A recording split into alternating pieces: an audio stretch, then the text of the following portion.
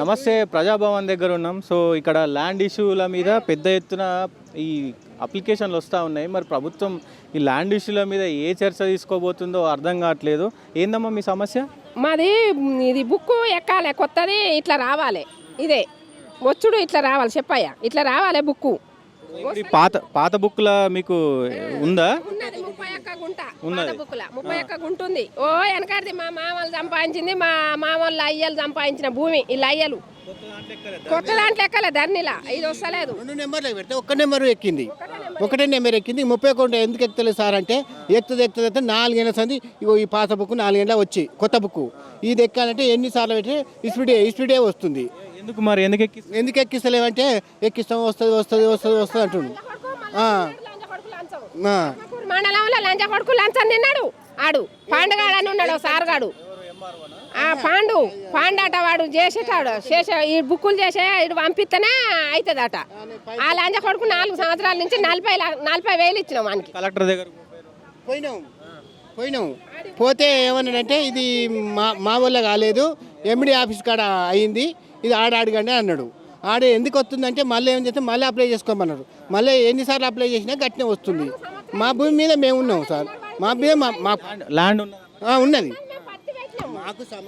సార్లకు కూడా చూపించినాం, ఆత్మకూరు మండలంలో తీసుకుపోయి చూపించినాం. ఇప్పుడు పత్తి పెట్టినాం, ఎప్పుడైనా పత్తి పెడుతున్నాం, కంది పెడుతున్నాం. వీళ్ళకు అప్లికేషన్ ఏమంటే ఇచ్చినాము, అక్కడ ఇచ్చొచ్చినాం భువనగిరిలే. అక్కడ అది ఏం ఆఫీస్ అంటారు, రాగిరి దగ్గర ఉంది చూడు, అందులో పోయినాం. అందులో పోతే రిజిస్ట్రేషన్ అప్పుడు ఆడ చెప్తే సార్ అన్నాడు మీరు పైకి పోయా సార్ తోటి మాట్లాడాలి అని చెప్పిండు. అట్లా చెప్పిండు. ఇక అయితే లేదు, 4 ఏళ్ళ నుంచి ఆ లంజా కొడుకు తిరుగుతూనే ఉన్నాం. ఈ మా భూమి కదా, ఏడికి పోతుంది? లంజ భూమా, దొంగ భూమా, మేము కొన్న భూమా కాదు కదా, అదే ఎక్కుతుంది. బుక్ వచ్చినప్పటి నుంచి అదే ఎక్కుతుంది కదా అని మేము ఊకుంటా అంటే వాడు ఇంత కాడికి వచ్చిండు, వాడు దిగిపోయిండు, నేను పెట్టి వచ్చినా అని అంటాడు వాడు. ఇక ఇదే పని. మీ ప్రజాప్రతినిధి అక్కడ ఆత్మకూలే ఎమ్మెల్యే ఎవరు? ఆయనే దగ్గర ఆడికన్నా పోవాలి అంటారు. ఇక అందరు ఉండి ఎందుకు అయితే లేదు, లంచ భూమి కాదు దొంగ. మరి వీళ్ళు చేయట్లేరు కదా, ప్రజాప్రతినిధులు మనకు చేయాల్సిన బాధ్యత ఉంటుంది. అంతా చేస్తలేరు. ఈడికొచ్చినాం, ఇప్పుడే ఈడికొచ్చినాం, కానీ అక్కడ ఆత్మకూల్లే, భువనగిరిలే, అక్కడ రాగిరిలే అంతా తిరిగినాం. అయితలేదు, 4 సంవత్సరాల నుంచి అయితలేదు. పైసలు కావాలి, పైసలే కావాలన్నట. ఇవరకానికి 40,000 ఇచ్చినాం, ఈయనకాట 30,000 అట. 40,000 ఇచ్చినా వాళ్ళు అంజ కొడకాను కానీ రిజిస్టర్ చేయాలి వాడిని. ఇది అయినాక చేపియాలని, ఎన్ని పైసలైనా చేపియాలని, మళ్ళీ ఎక్కకుంటా డ్యూటీకి. ఇక ఇప్పుడు వచ్చిన వానికి 30,000 ఇవ్వాలన్నట. అయితే చేస్తాడట, లేకుంటే లేదట. వాడు చెప్పి పోయిండు వీనికి. ఇక చూడు కథ ఎట్లుందో. మళ్ళీ మాది కొన్న భూమి కాదు, ఏ చేసింది కాదు, వీళ్ళు అయ్యనాడు సంపాదించిన తాతల ముత్తాతలది. అప్పటి నుంచి వీళ్ళ సంగతి ఇట్లుంది. ఏం చేయాలి? ఈ బుక్కులు ఉన్నాయి, ఈ బుక్కులు ఉన్నది. ఈ బుక్ ఎక్కాలంటే, మా భూమి ఎక్కాలంటే మాకు ఇంత బాధ అవుతుంది సార్. అట్లా ఇంత బాధ. వీడు ఇప్పుడు వాడట చెప్పిపోయిందట, వాడు తవదలైండు, వీనికి పైసలు అవుతాయి, మీకు ఎక్కడానికి మాకు ఎక్కడానికి. మళ్ళీ అగ్గిని పైసలు అడుగుతున్నారు. ఇది లంచ భూమి కాదు, దొంగ భూమి కాదు. మేము అనుకుంటున్నాం కదా ఎక్కుతుంది. 30,000 పెడితే అవుతుంది, పైసలు పెట్టండి అయితే అదే భూమి అంటే సమక్ష ఉత్తగానైనా అంటే నా భూమి నాకు ఎక్కడానికి కష్టమా? దొంగ భూమి, పూరం బొక్క, ఇది చేస్తలేరు. అవుతాయి అంటే నాకు పైసలు లేవు, నా భూమి నేమంటే ఎవడాడు అంటాడు. ఇక ఆ పాలు ఏం చేస్తా తెలుసా, నీకు ఈ బుక్కి ఎక్కలేదు కదా, నీకు భూమే లేదు, ఇట్ట దుంతాడు వాడు, అట్ట దుంతాడు, ఆడంగా ఆడిగట్టి జరుపుతాడు. నేను బతుకొచ్చిన హైదరాబాద్కు, బతుకొస్తే నీకు భూమే లేదురా, నీకు కాయిదాలు లేదురా, నీకు కాయిదాలు లేదంటే పాత చూస్తే పాత లెక్కలేదు పో, నీకు 8 గుంటలే ఉంది, ఈ భూమి అంతా నీది కాదు, మాకే వస్తుంది, మేము మంచుకుంటాం. పెద్ద మనుషులు ఊర్లో పెద్ద మనుషులు అంటే నీది భూమి వాడు ఎక్కడిస్తాడు, ఈడేమో లంచం పెట్టిండని పాలోళ్ళు లంచం పెట్టిండి నీకు ఎక్కడిస్తాడని వీళ్ళు అని అంటుర్రు. అట్ట అవుతుంది. మాది భూమి స్వచ్ఛమైన భూమి మాది. ఇది మేము వాళ్ళకి పాలు చేసి మలుపుకున్నది కాదు.